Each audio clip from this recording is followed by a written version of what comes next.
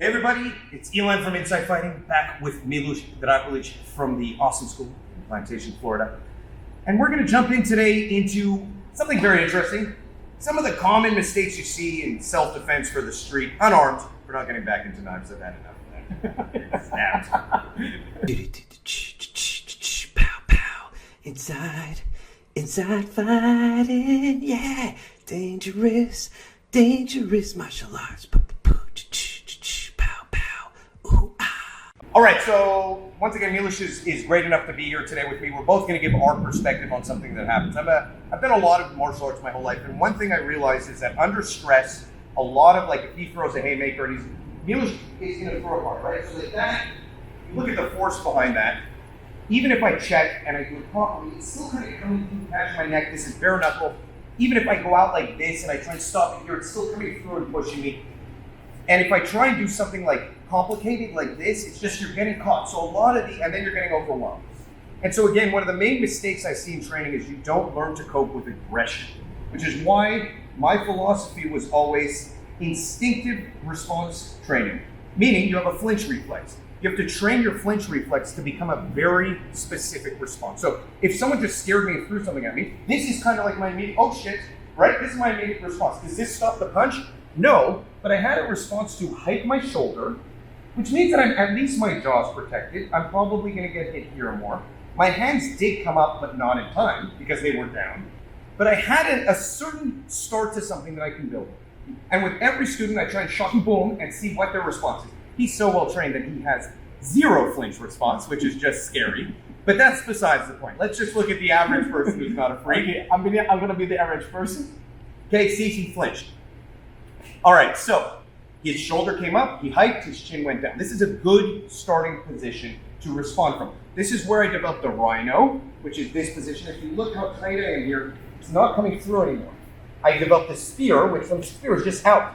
You see how he can't come through that. Now, why? And it hurts. It hurts, yeah, and I'm purposely not hitting it by. Yeah. If I put this here, that really starts. I'm rolling my elbow a little bit up, by the way, to round the punch too. Maybe this is somewhat of a Wing Chun principle. I don't know. The bottom line is from the rhino to the spear to the cape, which is if he hits again, I have to drive in here. Okay? This is a driving in position. Nothing's really changing for my flinch response. If my flinch response was this, I'm either going here or here or here. But the flinch response is the starting point for all of it. Why does this work? I don't want to have to think about what you throw at me in a street fight. Meaning, by the way, it's important to note, 90% of the attacks you will see in a street fight, I don't know the exact statistic, I know Milusz does, is going to be a haymaker. It's going to be a haymaker followed up by a wild haymaker. It's very rare someone comes at you in a street fight like this and goes, boom, boom, because then you're in trouble. If that happens, you're in trouble. And even then, this will still work, meaning he could throw a straight punch at me or a haymaker. See, I'm just shelled up. Now, there's, again, two things that have to happen here. It's very similar to the knife fighting video. I have to cope with the attack, and I have to cope with the aggression. How do I cope with aggression? By the way, the rain is nuts again. The same way I cope with it with the knife. Aggression in return, meaning if I just stay here, I'm going to get hit. Because I didn't take his space. But if as he punches it, I drive in, that changes things completely. That's why the rhino. And I feel bad because I feel totally open and I feel really vulnerable. And there's no follow-up. No. Now, it wouldn't matter where he hit from, because even if he threw a straight punch, 1 second, I'm still rhinoing through that here. Oh, now, right, I'm controlling him here. Right, I can come in and start choking and controlling whatever I want to do. But it came because of that initial, oh shit, right? And then I'm driving in. So that's my philosophy with dealing with wild aggressive attacks. And it all works. So everything he does, because his limbs always have a wedge, and I hurt myself all the time.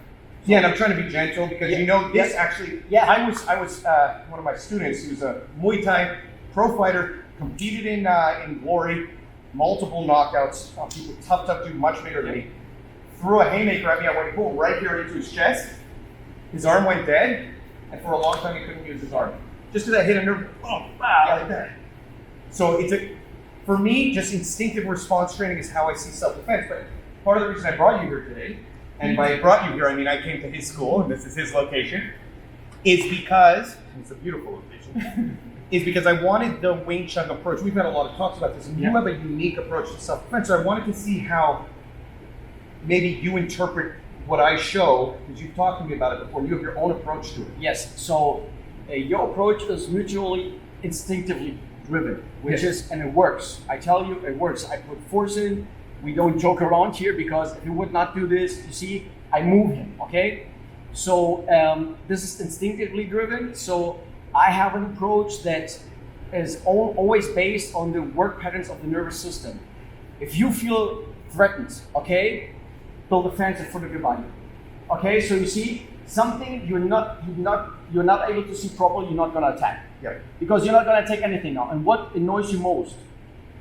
And what you're gonna do? Boom! You see, that's it. So I make him take the brake away. This is pedal to the metal already, and I'm here, and I'm not here because this will tell him I'm ready to fight. Yeah. Because an average person who never fought, who never had any kind of violence or experience with brutality, don't want to fight. And everyone, or 99% of the people I ask coming to my school, I ask them, do you want to be able to fight or to protect yourself? And 99% tell me they want to be able to protect themselves. So there's a big gap between these two, and I can tell you, it's a proven point, scientifically proven. Fighting is flying a combat jet, and self-defense is riding a bicycle when it comes to the response of the nervous system. Okay? So in the beginning, both causes stress. But fighting is something you learn through experience. You have to learn to take punches, deal with pain, and deal with this aggression. Okay? Self-defense, you always like, no, I want to go home. Mm-hmm. I want to go home, come home the way I did. And so we have the same intention to get rid of the threats. Yours is instinctively based. Mine is based on the explanation. If someone still is afraid of sticking to his instincts, to have this first approach. Well, I like what you told me once. You said your style is when shit's going down. My style is trying to stop them right before that happens. Yes. Can you show that one more time what you did? So you put just a position. So you kind of have, I'm not going to throw a haymaker. And even if I did, you would see it. Yeah. By the way, it's important to know, we've mentioned this before. In real situations, people, like, you put this in, they're not going to boom like that. No. They're not pro fighters. They're not going to slip out and shoot under. No. What they're going to do is clear the hang or throw very wild, even just boom. Yep. In which case, you're going to see it. Yep. But this isn't the way. I always tell people put something. That's why I like the spear. But it's the same. You're almost doing the spear. You don't hike your shoulder. This is the difference between them. No, because the thing is, I went through all of this of the response of the nervous system, and one of the big misconceptions in the Chi Sao is people think that Chi Sao is you can feel the direction of the attacker, and this is how you can fight. No, that helps you and gives this a sophistication in an infight. Okay, but the most important thing we have to have is sight. So whenever I pull up my shoulder, I take away my sight. It stresses me even more. So because your instinctive startle response is to save. But you see, you're here, so there's only one way to do that. You have to go forward, and it works perfectly. Okay, I start a little bit before, so you feel afraid. We are runners, we're not predators. Okay, you'd be like, okay, so I need sight to feel more secure, because here I would feel more narrowed and clinched, and here I still feel free. Okay, so I think our time scale is different. Maybe I kick in 5 seconds or 10 seconds before you start. That's it. I think that's the main. Yeah, I have the passive protective stance, which I don't put my hands away. I do sometimes. If they're at range, but if they're close, I like to put my hands here, because this has happened to me. This is a true story. All right, so here's how it happened. I was coming outside a club where everyone drinks. By the way, don't go to clubs if you want to avoid street fights. I've just learned my lessons over life. Every fight I've had almost is near a club or post drinking. So I was standing, step outside the club. All of a sudden, there's a guy literally where you are. Now, this is my mistake. I should have been aware that a guy's getting this close to me. So I already screwed up. But you know what I mean? We make mistakes in life. And he's bigger than me, and he's saying, hey, I saw you staring at my girlfriend. He has a buddy here.